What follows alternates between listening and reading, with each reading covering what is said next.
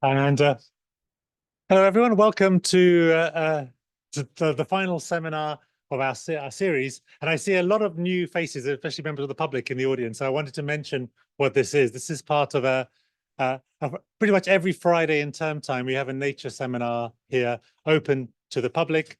If you want to know more about them, just to go into the University Biodiversity Network. So if you just Google Oxford Biodiversity Events, you'd find it. And we'll see our program. We're just about to announce our program for next term. It's a mixture of nature writers, ecologists, philosophers, every aspect of the natural world that we try and cover in there. So you're all welcome to come along to that. And actually, just for our metrics, if you're not currently a member of the University of Oxford, could you just raise your hand just to get an idea of how many members of the public have come? That's about. I'm seeing about 30 or 35. That's great. That's just to get an idea. That's fantastic. So you're very welcome. Do come to the rest of our series as well. Okay, it gives me great pleasure to introduce our speaker today, Charles Foster, who I'm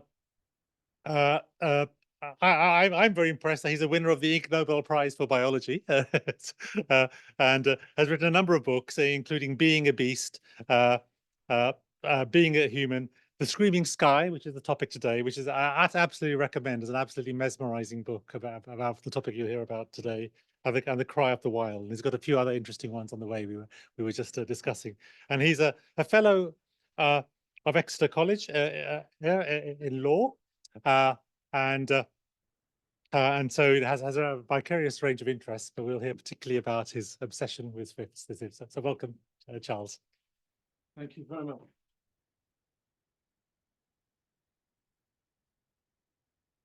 It's wonderful to be here. That's an extravagantly generous introduction, which is going to leave you all crushingly disappointed. So I'll begin with an apology. And I'll go on with an acknowledgement of my nervousness in being here for a number of reasons. There are lots of serious scientists in this room. I'm neither a scientist nor particularly serious.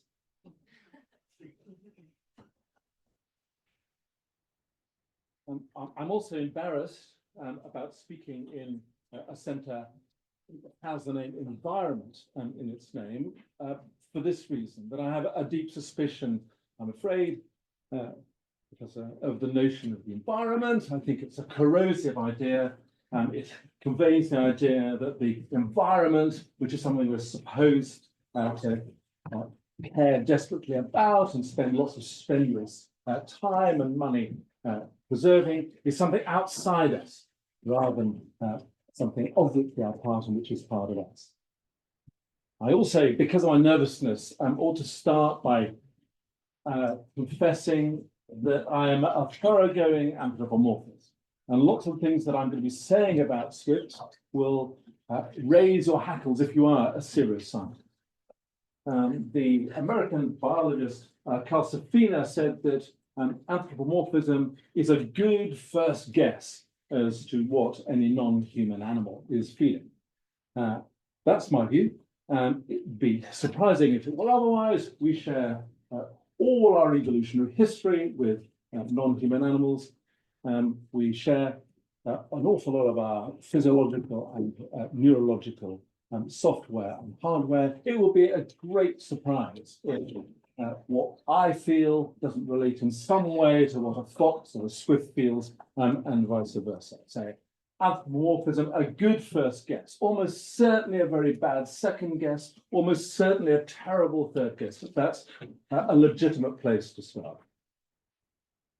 It's become legitimate in the academy over the last 15 years or so to talk about animal emotion again, just as Darwin did in far and away the most important book he ever wrote, not The Origin of Species, but his book on animal emotion, 1872. Take it down from the shelves, dust it off. There are no slides here for a deliberate reason. It's not because I'm too lazy to produce a PowerPoint. It's because I want to tell a story. And pictures are hugely more powerful than any words which I can generate and would detract from that story. Why do I want to tell a story? It's because ultimately only stories convince and change. So this is an institute which is concerned with changing attitudes, with transforming the world. You can only do that by telling stories. I don't believe in climate change. And what I mean by that is that I can't bring myself to feel sufficiently about something as big and as terrifying and as abstract as climate change. I can't bring myself to relate to those awful pie charts and graphs. I can't bring myself to care sufficiently about mass extinction because it's too big and it's too far away from me. I'm a little local being, and I'm only convinced by little local stories. So tell me about the fate of the newt in the pond at the bottom of my garden and how that's affected by climate change, and I will be transformed. Tell me about the extinction of all the wolves in Kazakhstan, and I'm going to remain untouched. So that's why I want to tell stories. So let me begin self-indulgently by telling you how my relationship to Swifts started. And it wasn't to do with Swifts at all. It was to do with the prejudices, the colonial prejudices of a 6-year-old boy, Alf Foster, growing up in a little garden in Sheffield.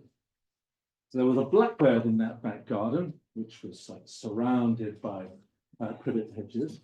And it looked at me and I looked at it. It had a yellow eye, unusually for a blackbird, with a black pupil. And as we looked at one another, I knew that it knew something about that place, that garden, that domain, which was my domain, that I didn't know. And I was enraged by that. I wanted to know what it knew that I didn't. And so I set about trying to find out whether I could know anything about its knowledge, and therefore could benefit from its insight about my world. So I tried things which probably sound to you to be really perverted. But before I did that, and I'll tell you about those in a moment, I tried more conventional things. When I came back from school, I went round the privet hedges, mapping the nests, counting the eggs. I mapped the flight paths of the blackbirds across the garden. I picked up fragments of eggshell. I stuffed a blackbird I scraped off the road, suspended it on a thread. So the very last thing that I saw before I fell asleep was a circling blackbird. Its brain went into a little container of formalin, and I went to sleep holding the blackbird's brain. This is the perverted bit. I'm hoping that some of the wisdom about my world of that blackbird would seep out through its brain into my fingers as I slept. You think it's weird, but of course it's actually standard shamanic practice.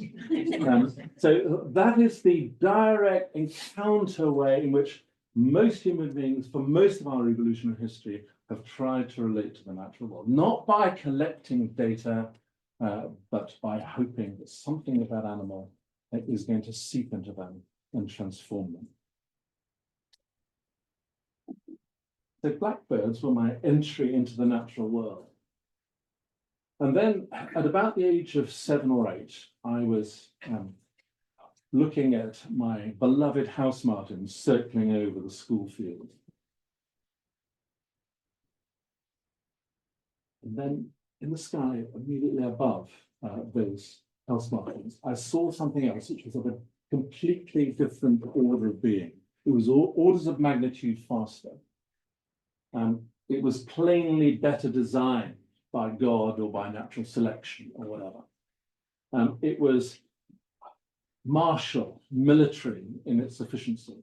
It turned far faster than my beautifully aerial house martins. These, of course, were the Swifts. I ran back and I opened up my AA Reader's Digest book of British birds. The older members of the audience will remember that, and I found out what these birds were. And I was infected with a passion for these extraordinary animals, which has persisted. But it would have gone wrong, I think, for me if I had worshipped them for the rest of my life in the way that I worshipped and that first encounter. Because I think I'd have started to worship power. I think they'd turned me into a fascist. But fortunately, as I've admitted to you, my hobby at that point was taxidermy. And so a few days later, there was a rat-tat-tat on the door, and one of my school friends was standing there, and in a bread bag, there was a dead, newly fledged swift. A vulnerable thing, as light as air. It had been caught by a cat. Its gut contents were dribbling all over the bag. And I saw that this powerful, martial thing was as vulnerable as I was. So at that moment, my fascism hemorrhaged away, and I began to reflect on my own mortality. I was a very strange child and a very So that's how it all started. The title of this is The Allure of Swifts. And what is the allure? It's the fact that we can't deal with them. It's the fact that they're up there and we're down here, and therefore they play into all our aspirations about what we should be. They won't play our games, and that makes them important. It's a great book, Andrew Harvey. Do you know it? A Journal in the Dark. It's the things that ignore us that save us in the end, as all true mystics know. The more you learn about something, the more you realize that you don't know anything. Proper mystics talk about the cloud of unknown. Plato talked about the whole business of knowing anything as anamnesis, unforgetting, which means that all we big, sophisticated, grown-up adults, as we've grown up, have forgotten more and more about the way the world turns. Swifts can help us to know a little bit better, can help us to be children again. I read a book which has been generously referred to, and that is a book, don't go out and buy it because I can tell you what it says. It's a book which says again and again and again in relation to every parameter of Swift biology, I've no idea what's going on here, really, but I don't think anybody else does either. This is a book about one species, Apis, the common swift. There are a large number of other species that I could have written about. I've told you why I chose to write about this one, because of this peculiar and probably pathological obsession. But is it justifiable to write a book about just one thing? Isn't that necessarily an act of ownership of that creature? Isn't it essentially a colonial thing to do, to try to appropriate it? All I can say is that I hope not, and I hope that this is an act of reverence. I hope that it's an act of submission to the wonder of these creatures. The swift, another of the big attractions, particularly on a day like this, is that it is always summer for them. They travel from here to Africa, never knowing anything other than a blue sky and bright sunlight. And it was always the case. For the purposes of research for this book, I took on a drab winter's day a slow, stopping, chugging train down to the ironically, sarcastically named Sunshine Coast in Essex, to Walton-under-Naze. It was there that a proto-swift was found. It was known to be a proto-swift because it had a very short humerus. This was an Eocene swift. It occupied a neotropical world at a time when Essex had a climate rather like Indonesia. Swifts in those days ate the sword of insects which you see now embedded in Baltic amber. They had to be careful as they swept low, hunting over the hot swamps of Essex, not to be caught by snapping crocodiles. These swifts watched the planet changing. They watched North America drift away from Europe. They watched Antarctica and Australia rise apart from one another. They watched as India smashed into the rest of the Proto-Asian continent, pushing up the Himalayas. Then the world cooled and dried out. Between 50 and 90% of species in lots of groups disappeared. The seas retreated, and these swifts were there to watch it all happen. They evolved, and we erupted into the world.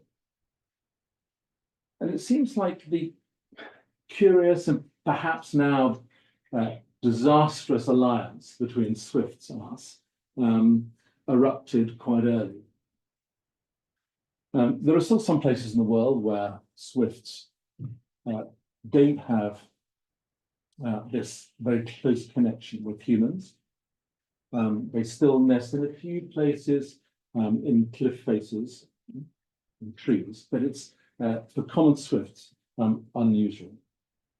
There are still certain swift towers in Tuscany where they raised swifts. The young are supposed to be very good eating, although I've never done it myself. So there are between 95 and 165 million common swifts on the planet. They're long-lived birds. I'll come back to the significance of that in a moment. They can live up to 21 years. And that means that they invest a good deal of what I can only describe as emotional energy into their relationships.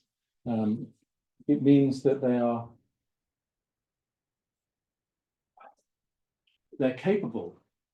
I'm being cautious because I'm here. That they're capable of brokering a very close relationship with places.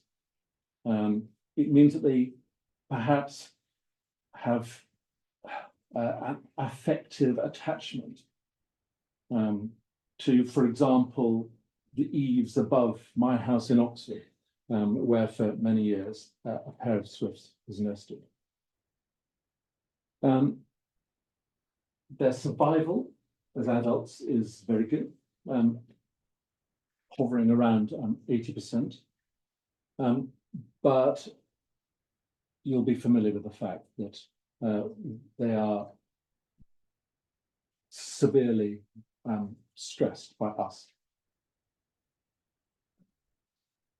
Swift numbers here fell by 41% between 2008 and 2018. Why? Well, we poison our crops, we annihilate the insects, we disrupt the climate, and therefore create much more hostile conditions, particularly in Africa. I'll return to that in a moment, which reduces adult survival over there, makes migration, particularly in the Mediterranean, a much more hazardous business. One of the main constraints is on nest sites. We're far too tidy. We insulate in a way which takes away swift nest sites. We block up holes rather than rejoicing in having ragged soffits around our houses.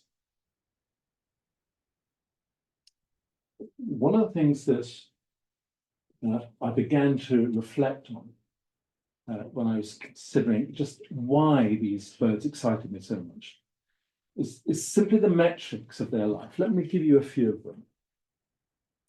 them.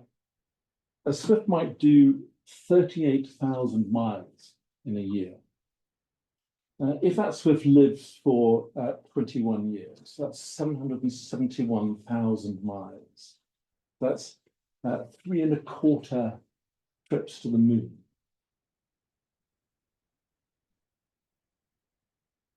They prey on about 500 different species. And they're not just trawling when they prey on those species. They're not just going like a basking shark through the air with their mouths open, hoping that they're going to bump into insects. They hunt very specifically.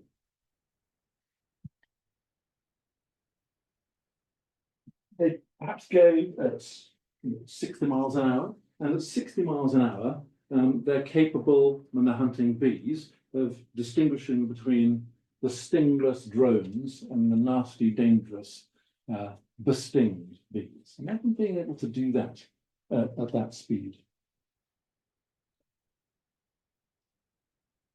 It requires, as well as an amazing ability to snap, an amazing ability at simple entomology.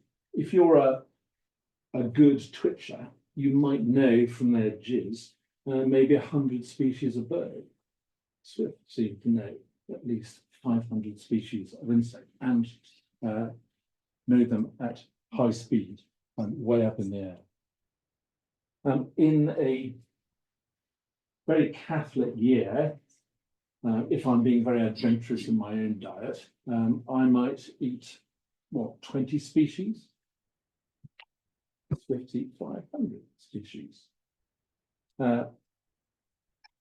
3 species, rice, maize, and wheat, are the staples of 3/4 of our population.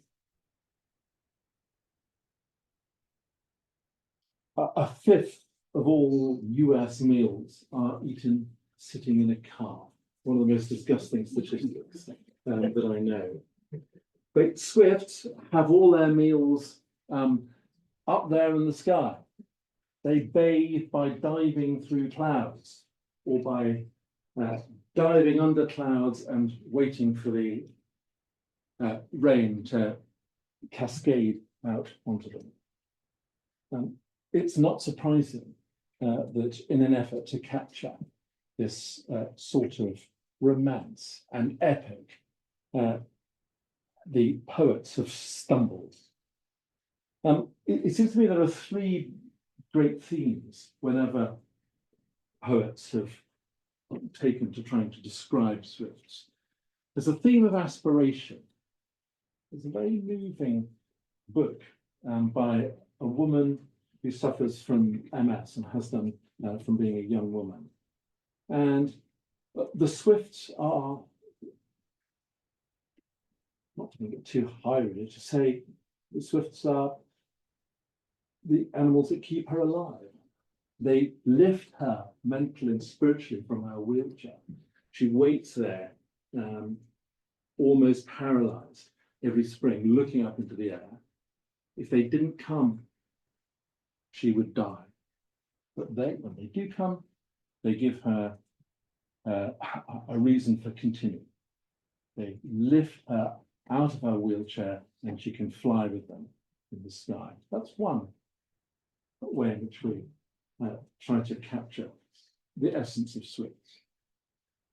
The second is rather more dubious. It's Ted Hughes's method.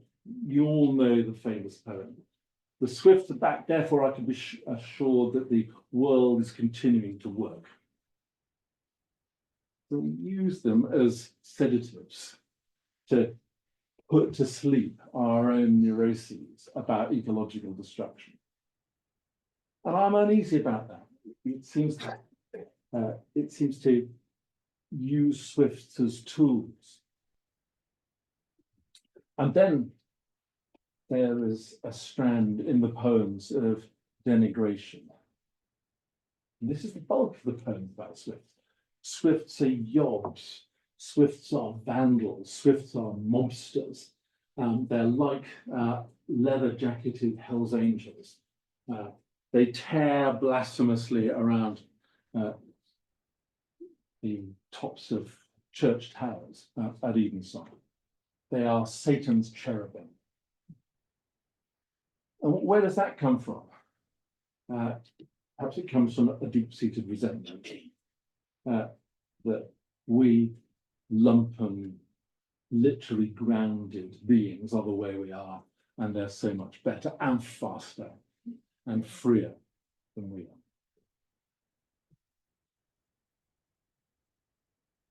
We tend to think of swifts as ours. I live just on the road here in Oxford. We've got a number of swifts living down that road, and the neighbours are very attached to them and would be very upset if, as sometimes happens, the starlings take over the swift nest site in their house.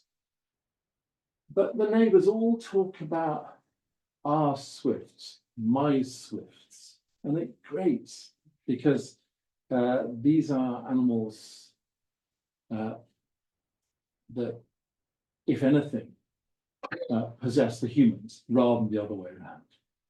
There's nothing we can do to control these creatures.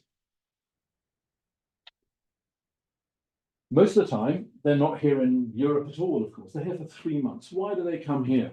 Why do they, if you could opt to spend your life anywhere between Mozambique and Sweden, why on earth would you choose to come to Western Road in Oxford? Why would you choose to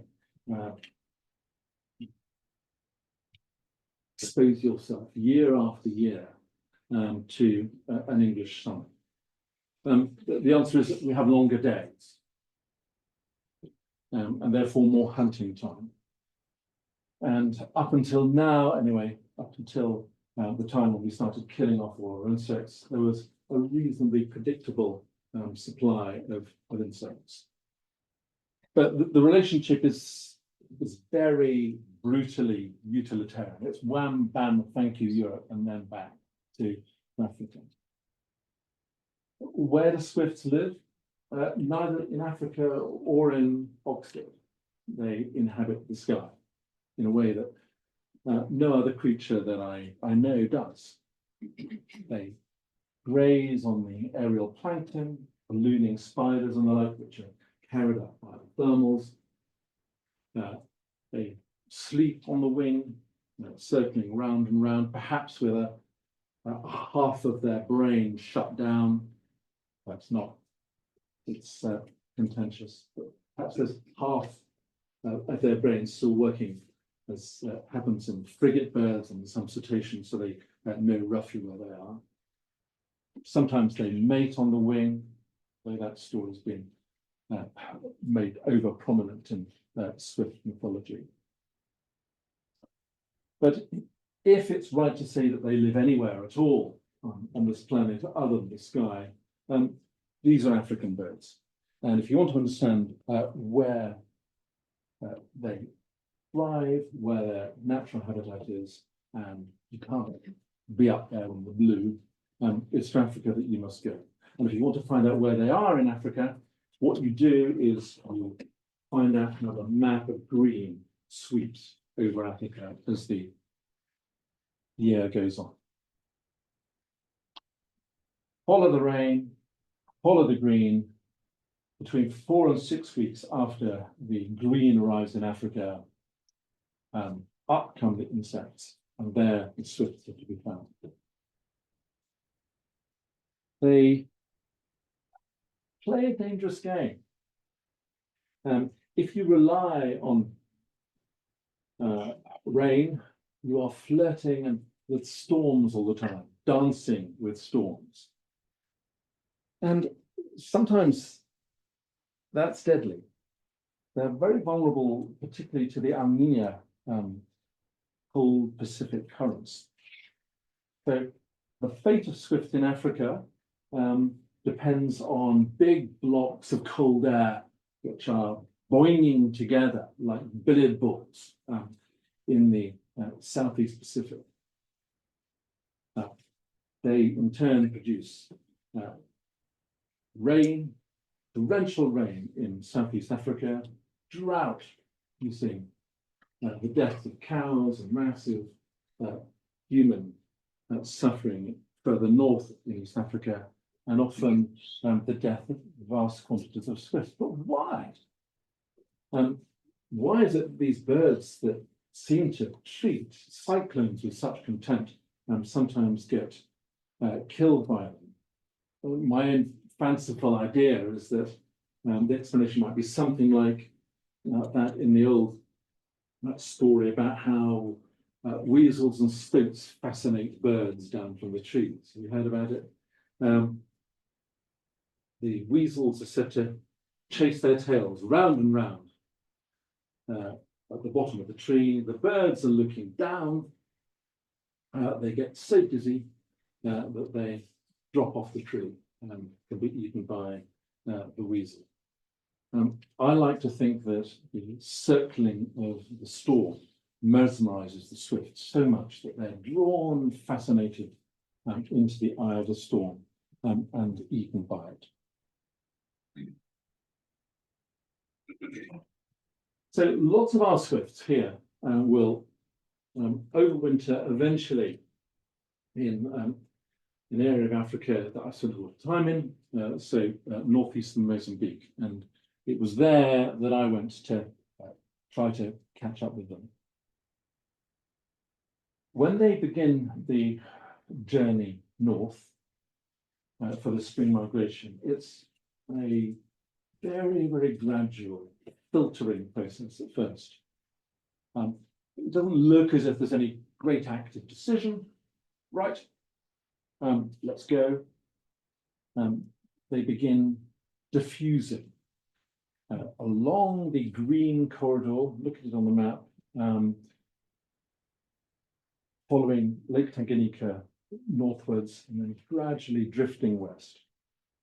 There's a great mustering in the DRC above those great forests where the trees from above look like very dark broccoli, where there are rivers which coil back on one another, where there are tiny little forest elephants, where there are still highly political communities, both of bonobos and of guerrilla fighters. So there's a great mustering in the DRC in the early spring. And birds which are bred all over Europe come together. The wings of the Swedes and the Dutch and the Spanish and the Italians, as well as the Near Eastern birds, all rub together in the air over DRC. And then they go to Liberia.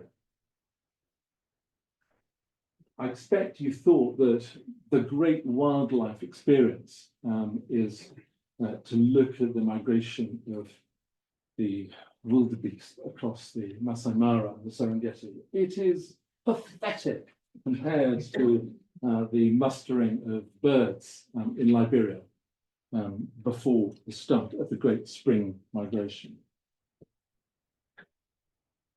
Why do they do it?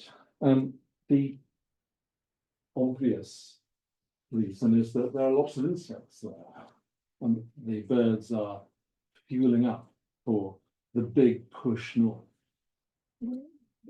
Doesn't, to my mind, work as an explanation.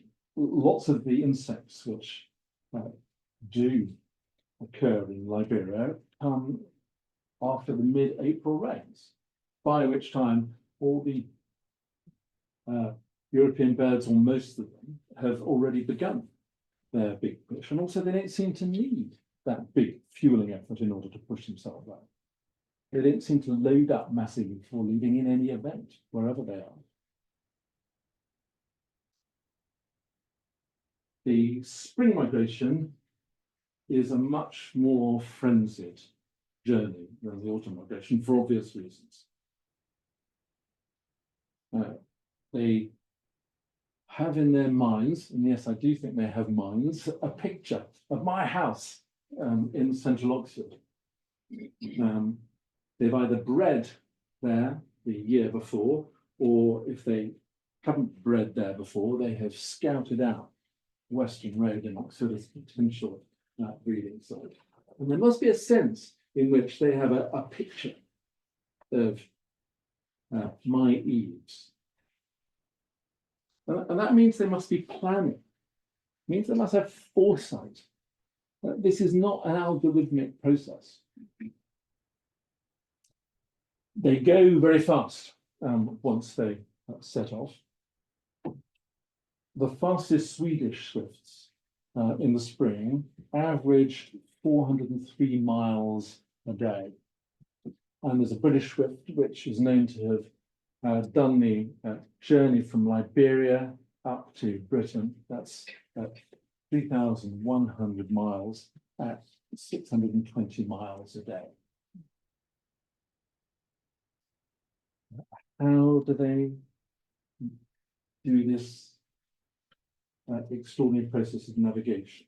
The answer you will anticipate now is, of course, nobody knows. Probably lots of things. Probably stars. They may have magnetonic particles in their beaks or their brain. They seem to know something about landmarks. One of the reasons that I say that is because lots of birds, when they're flying over particular ferromagnetic areas, which disrupt their natural compass, reduce altitude. Presumably because they recognize, how do they recognize? That their magnetic sensors are unreliable. And therefore, they've got to be lower so they can see the local landmarks, which they can use as visual cues for their migration. It may be that the effect of polarized light on flavor proteins in their eyes give them some indication of latitude. It's no doubt a number of these things. I imagine lots of you have, in the summer, looked at swifts at the very end of the day, which is when most of us look at our swifts. We're sitting out in the garden, a glass of wine in one hand and binoculars in the other, watching the swifts going beyond the reach of your binoculars, these famous twilight ascents, and then they come back at dawn. They yo-yo up and down. It's long been supposed that that is something to do with looking at inclement weather. Perhaps if you're right up there, you're a better weather predictor. You'll be able to know where the crop of insects is going to be most dense the next day. Or is there a storm approaching from over there which I need to avoid? One intriguing observation is that wings flap a lot more up there than they do normally. And the flapping of swift wings usually correlates with swift conversation. They're much more vocal when their wings are flapping. But maybe they just circle up there, the edge of the thermals, the edge of your vision, in order to chat, in order to exchange information. If you slow swift talk down to a tenth of the normal frequency, it sounds just like a fat, lazy barnyard hen clucking. So it may be that's what it sounds like to another swift. Certainly, swifts can distinguish between sounds which are much, much closer together than we can. And it's been calculated that if swift conversation contains the same amount of data per unit time as human speech does, a 1 hour lecture could be delivered by a swift in 1 minute and 4 seconds. So the screams that you hear in the summer might be great squirts of information.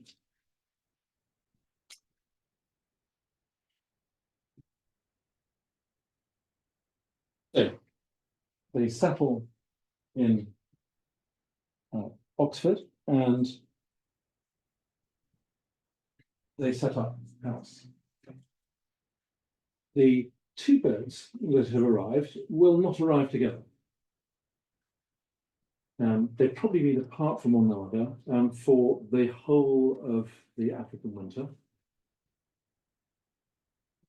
They may arrive here several days, perhaps several weeks apart.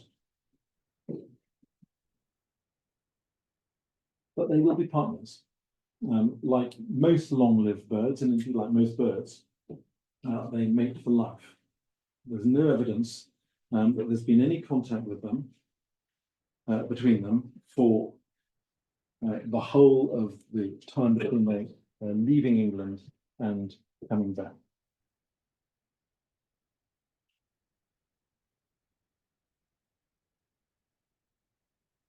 The British birds. I'll return again to their domestic story. There's another cohort with whom the British birds rubbed wings in the great meeting over the DRC, and that's the Near Eastern contingent. They will branch off from the British birds a couple of weeks earlier. And they'll turn off to the northeast. They'll cross the Nile. They'll cross Sinai. Some of them will end up in Jerusalem. And there's an interesting story to be told about the colony which nests in the Western Wall in Jerusalem. King Solomon was thought to be wise because he understood the speech of birds. The Western Wall is the retaining wall of Herod's temple, at the bottom of the temple mount where Solomon's temple stood. There's a community of about 100 pairs of birds nesting in the Western Wall. These must be the direct ancestors of the birds that taught Solomon to speak in bird language. And if you could speak in bird language, as we've just seen, he was able to take in an awful lot of information per unit time. Maybe that was the root of his wisdom. Another interesting observation. Right at the heart of the Temple of Solomon in Jerusalem, in the Holy of Holies, in the deep dark, there was the Ark of the Covenant. And over the Ark of the Covenant are the cherubim. Cherubim are Mesopotamian creatures. And go down to the National Building, we will see lots of cherubim there, an even better collection in the British Museum. The Mesopotamian cherubim all have very, very stubby wings, square at the end. All the depictions, the cherubim over the Ark of the Covenant have swept back scythe-like wings, like those of the common swifts, which fly over the Temple Mount to this day. So maybe the original cherubim in the Jewish tradition are inspired by the swifts who taught Solomon the wisdom for which he was so famous. But back to Oxford. The swifts here are very colonial. Colonies are good for protection, maybe, against predators. They are assurances of some sort of protection against predators. They're good schools for the art of relationship. And relationship is very important for the survival of long birds. Maybe these birds learn something from the colony which they bring into the pair bonding, which is so crucial for their reproductive success. If you have the necessary RAM to understand the demands of colonial life, to curate all the relationships which are embodied in that sort of life, it's unsurprising that you can bear the demands, but also reap the benefits of monogamy.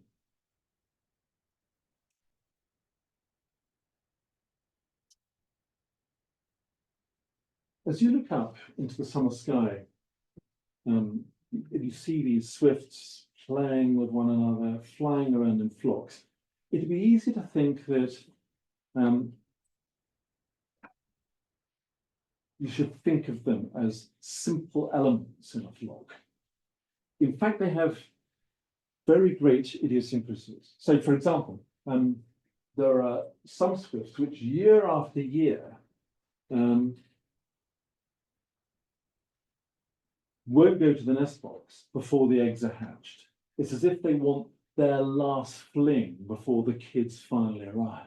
Mm-hmm. And there are all the liabilities of the school run, all the rest. And they seem to go out, the mum and dad, on the tiles together before they come back and resume their parental responsibilities. Other pairs are much more responsibly solid and suburban and domesticated right from the beginning, and sit diligently, hot hour after boring week on the nest. There are usually 2 or 3 eggs. They're very cold resistant. The incubation is shared very democratically between the male and the female. 19% of the nestlings are going to die. All 4th nestlings, if there is a 4th, are going to die. The nestlings themselves are very robust organisms. They can survive great plummeting in their body temperature, and they can go into a state of dormancy for a long time, just turning down their thermostat, therefore reducing the speed of their metabolic motor. So they can almost freeze, which is how evolution has enabled them to deal with the English summer. But the adults appear to be very ruthless in the way that they deal with the Darwinian imperative. So I imagine underneath my eaves, the cock and the hen birds have a set of pie charts and graphs and targets pinned up. They seem to be ruled by very stern algorithms. So they will decide not to feed that 4th one. They know it's due. If it's a bad June, June is what it's all about so far as swift survival is concerned. But if it's a bad June, they'll decide to sacrifice number 3. Well, I just wonder, because I'm a romantic, what the thinking is, because it has to be described as thinking that makes them say, we're not going to feed him. And how do they decide that it's him that's not going to be fed? Do they weigh in their mind that one? He's slightly lighter than the other one, therefore his chances of survival are in any event less. And at some point, they might make the decision to save themselves rather than any of the offspring if it's been a particularly bad June. And the calculation there is the icy Darwinian one. We're long-lived birds. Okay, it would have been nice if this clutch had worked out. But if we exhaust ourselves trying to make this clutch survive, or one or two from this clutch survive, it's going to reduce our chances of getting safely to Africa and back again next year. And we may have another 15 years of reproductive life. And 15 years of reproductive life, let's say an average of 2 surviving each year, that's 30. Oh, 30 is against this clutch of 3. Let's save ourselves and let them die. So that sort of calculation is going on all the time under my eaves. The young are grotesque. We've seen them either in the webcam, which the University Museum has, or even more clearly when they are pushed out of the nest prematurely and die, as they sometimes do. But they're horrible. They have transparent skin. You can see their liver like a big black bruise through the skin. Their gut is so big for their weight that it pushes their cloaca, their back passage, onto their back. So imagine having your anus right here. That's what it's like to be a young slip. If a human infant increased its weight at the same rate as these feeding machines, a 1-month child would weigh 11 stone, 17 kilograms, or something like that. They are amazing feeding machines. Eventually, the fledglings are heavier than their parents.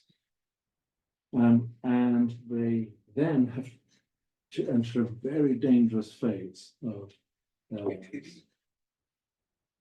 They've got to work off some of that weight in order to achieve the right drag lift ratio in order to make that first descent into the air.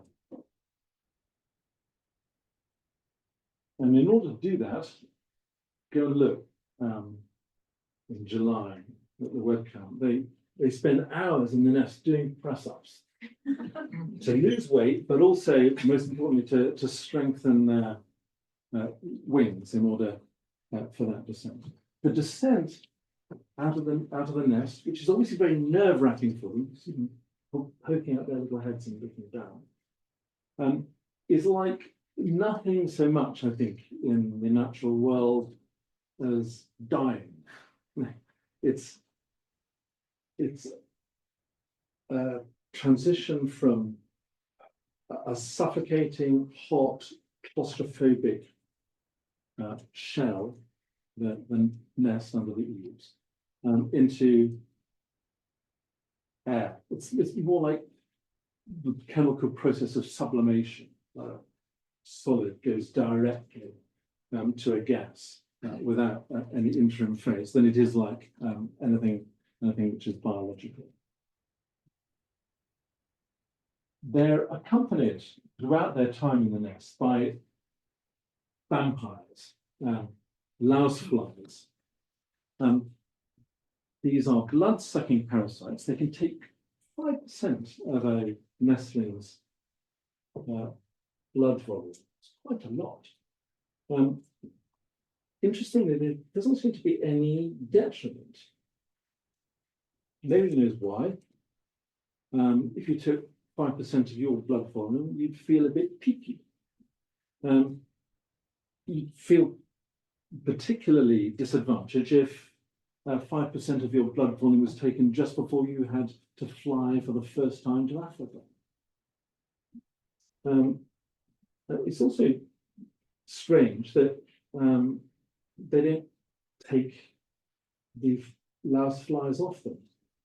They're so big that it's like having a big edible crab something you'd love to have in a restaurant, attached to your neighbours. That's the sort of relative size. And I suspect the reason why they don't is because they've got a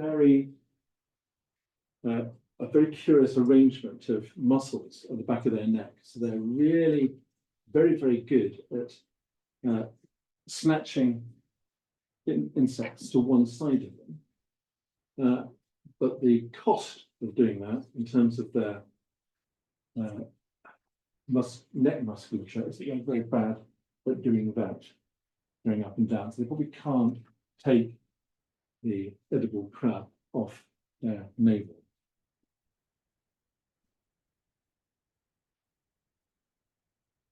Of course, not all birds breed. The non-breeders come over in order to learn the migration routes, to learn the morals of the colony, to learn the rules of hierarchy, perhaps to learn how to woo, perhaps to pick up in those nighttime conversations some tips about navigation or child management. But towards the end of the season, particularly, sometimes earlier, you can see a phenomenon called banging. And these are the young birds going around prospecting for next summer's nest sites, going so close to the potential nest holes that they physically bang their wings on the soffits. Again, these are animals that are planning. These are animals which expect to be able to hold in their mind a mental picture of that road, that hole, with the view to coming back the next year.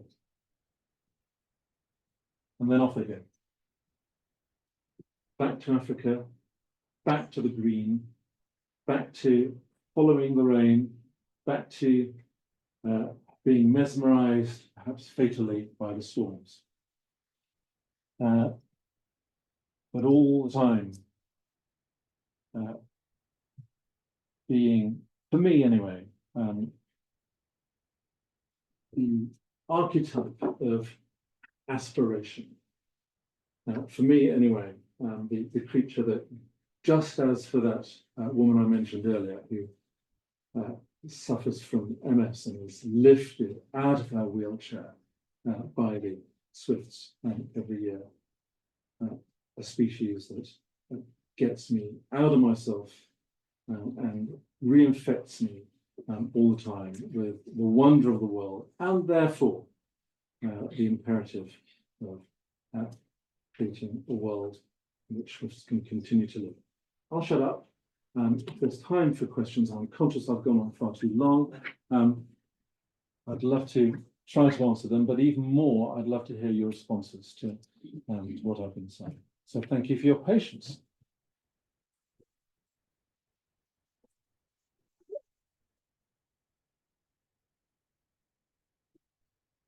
Thank you. That was wonderful. So we can open up to questions from the audience. We have a microphone for the online audience, so do wait for the microphone to come. Whatever you want to do. Should we start over there, then over there?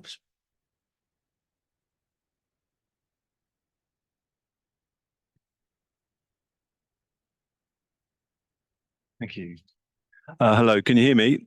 Oh yeah, just general question. Why is it that the shape of swift and swallows tails differ so much, given their lifestyle or their ecological niche appears so similar?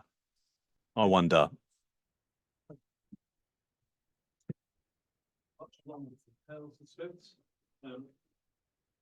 Swallows are typically extremely low altitude feeders. They're very good at weaving around bits of grass in the field, following the insects which are being kicked up by the grazing cows. That sort of low-level meandering seems to be more easily achievable with that long without long tail. So they probably have to do bigger deviations, do swallows, for that low level grabbing of insects. Probably the density of insects in the higher altitudes where swifts feed is higher. So the swifts will go into bigger flocks of prey species, and therefore don't have to do the big fast swings.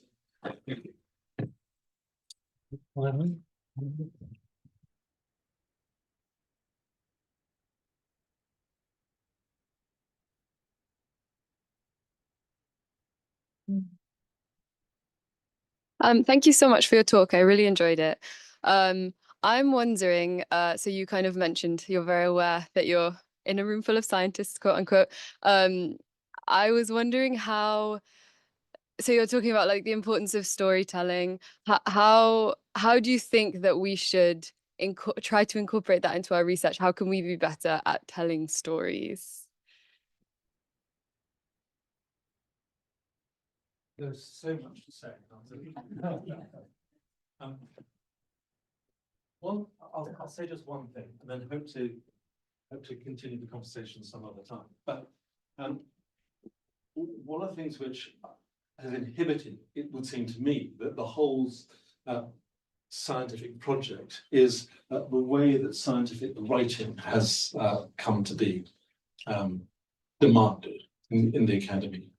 So there has come to be a very sclerosed, rigid form of scientific writing in which speculation of any sort is regarded not as exciting, but as simply sloppy.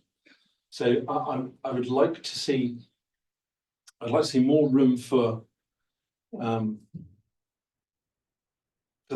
rehabilitation of honest scientific doubt than the present way in which lots of scientific scholarship is done.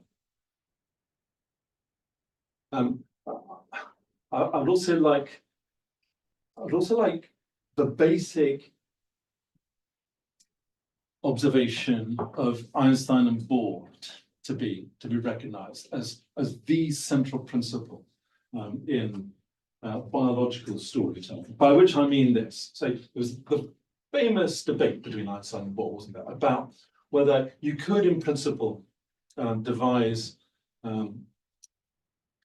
identify a law which would explain everything in the cosmos.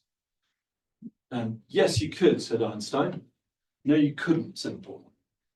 Bohr was right, and the reason that Bohr was right is that the action of everything is affected by the observation of the observer. So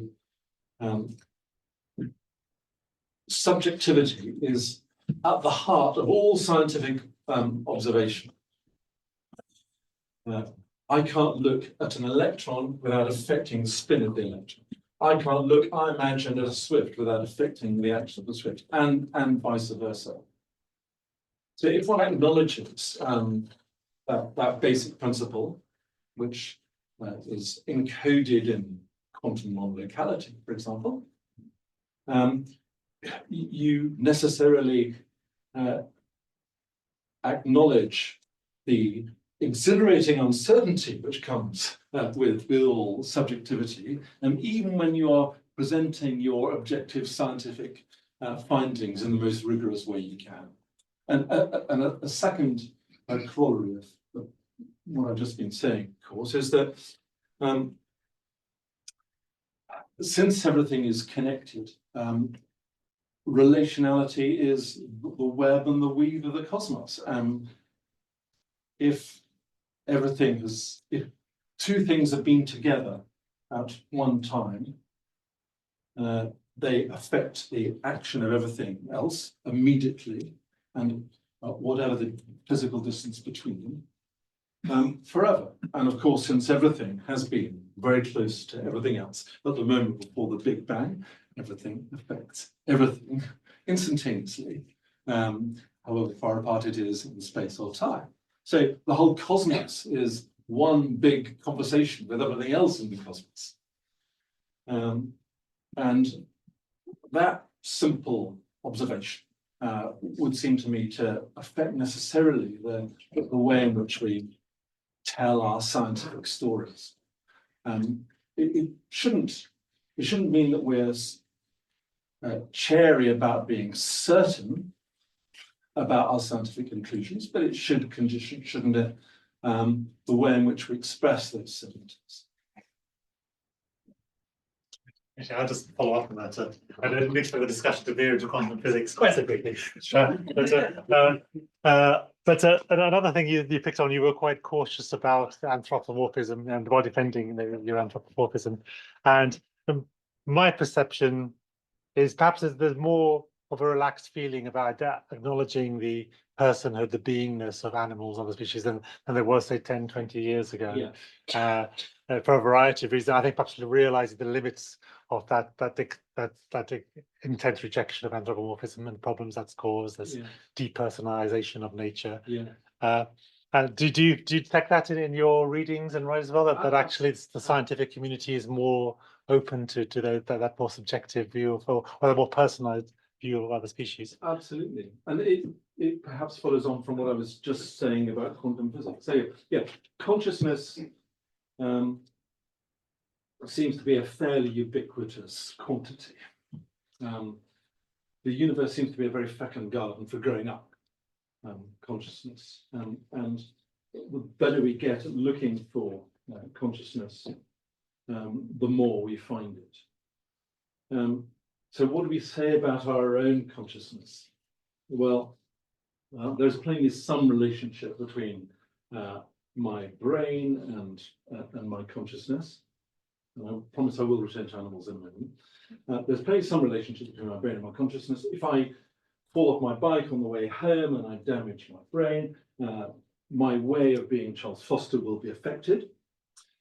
So it would seem to me that there are three ways in which we could explain the relationship between brains and consciousness. One is to say that our brain in some way secretes consciousness, which is the scientific orthodoxy, or has been until fairly recently. That seems to me to be overwhelmingly the least likely explanation. Our brain could be something which transmits consciousness, rather like a lens transmits the light which is beamed through it.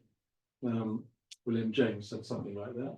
Or our brains could be something that permit consciousness. So there might be consciousness out there which is in some way affected or constrained by the peculiar physical form in which Charles Foster's brain appears. And that third explanation would seem to me to be the more probable. So if that third model, or anything like it, is right, then there would seem to be a consciousness out there which is permeating through and being conditioned by the brains of non-human animals. Why not? But it also leaves open the more radical and exciting possibility that everything, whether it's got a brain or not, has consciousness. So panpsychism, which was laughable 20 years ago, but is now becoming, I think, the most parsimonious explanation for lots of the phenomena that we see in consciousness studies. I mean, no one has been able credibly to explain how consciousness arises from matter. Why not then say that the simplest explanation is that matter itself has some sort of consciousness, that consciousness is as fundamental a property of the cosmos as relationality. Have you to think on that? We'll come back.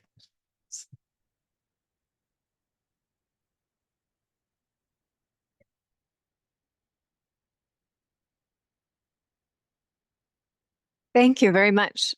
Very interesting. I wonder if we could just follow from that.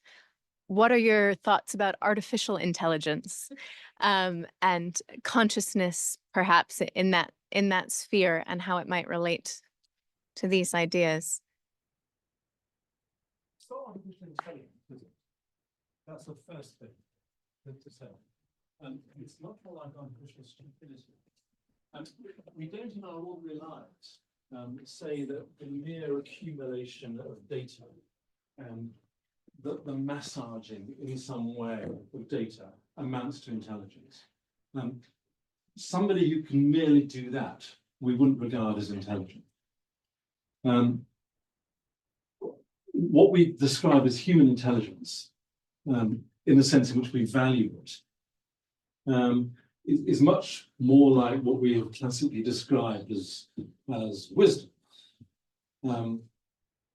If you ask what amounts to human reason, it amounts to something very different from simply the ability to follow a set of logical steps from premise to conclusion.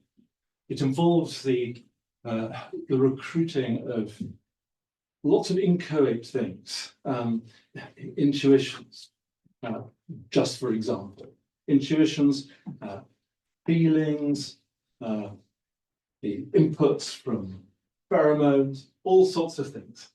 How does a jury in legal proceedings decide whether somebody has behaved reasonably? They don't do it by anything like the analytic process, which is inherent in artificial intelligence. If they did that, they would get what all reasonable people would see as a wrong conclusion. So I don't see any real threat from artificial intelligence, as long as we continue to value in humans the things which separate artificial intelligence from real intelligence. They're radically different things. My worry is that we don't value those things which separate us from artificially intelligent entities.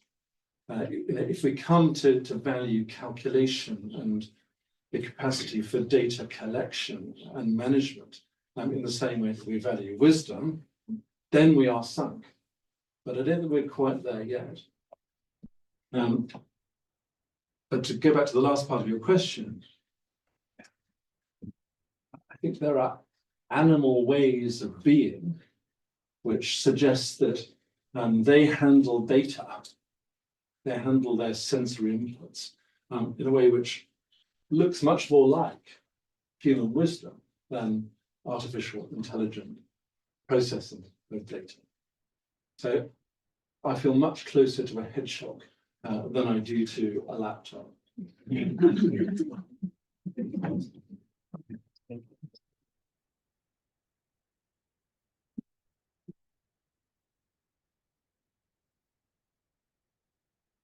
Thank you very much for your talk. You said in the very beginning that what got you interested in the natural world was the kind of feeling of otherness that the blackbird gave you, that its perspective was something that you didn't have and you wanted to have it. And then you also said that anthropomorphizing is the good place to start. And now, like after this amazing talk and amazing discussion, I wonder, in like as now, as where you are now, do you think that looking for similarities, commonalities between your experience of yourself as a human and animals gives you more understanding than trying to look at the differences, the otherness, try to stare at the part of the swift that you know that you don't know anything about, or the other minds of like plants and fungi or whatever that you know that are so far removed from our experience, but still very real. Which one do you think is kind of a more inspiring way forward for you in understanding the world? Very good.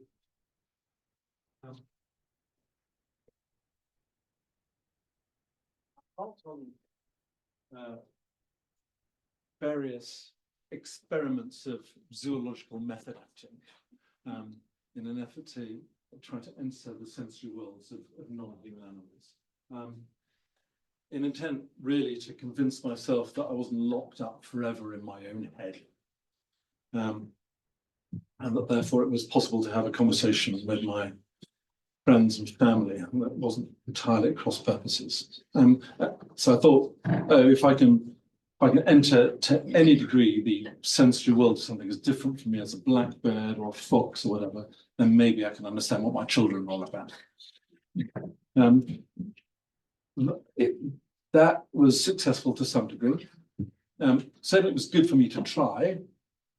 So empathy, I guess, is like everything else. You get better at the harder you work at it. And these sorts of thought experiments and actual physical immersion experiments are a sort of empathy gym, in which an attempt to get close to something increases, if not your knowledge of that thing, at least one's general empathic capacity.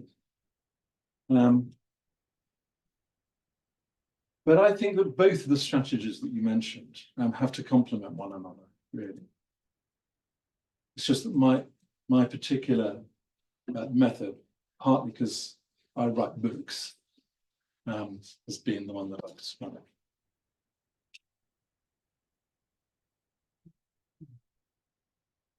Questions? In which case, absolutely fascinating, and I think that your talk was about Swifts, but actually, as you saw in the discussion, it's about much more than Swifts. It's about everything in the world in relation to it. So it's a really fascinating to go on that.